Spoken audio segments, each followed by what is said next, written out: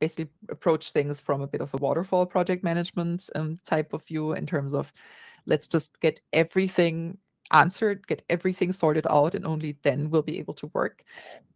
That is a valid approach in many contexts, but with the teams I worked with, like, we were trying to work in an agile fashion and move very, very fast.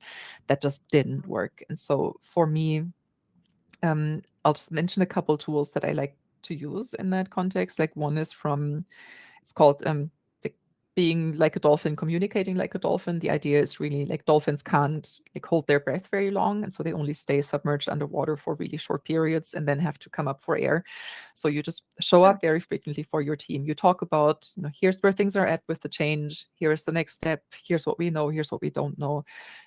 Weekly, or sometimes maybe even daily, depending on what you're talking about. There's also the rule of 7. I think it's a very old marketing thing. You probably know that better than I do.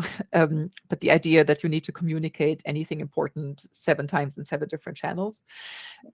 So you make your announcement in a company all hands, then managers talk about it in one-to-ones. You send an email follow-up and whatnot. So you have to just really lean into repetition. And then the third piece is really just having very clear feedback loops. I mentioned earlier an example of that already.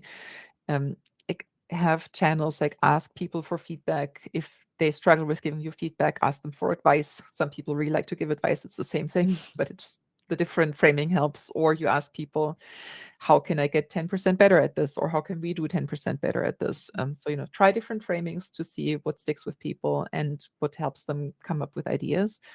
So there's really, the majority of it is really staying connected with people, communicating regularly, and naming it. Like, if you don't know everything, then don't pretend that you do. People are usually very smart. And so, say, okay, here's what we know, here's what we don't know, here's what I'm doing to figure this out. Like, that kind of being explicit about uncertainty goes a really long way, because again, we're all adults and we can handle it. And if we name those things, then it makes it much easier to deal with them.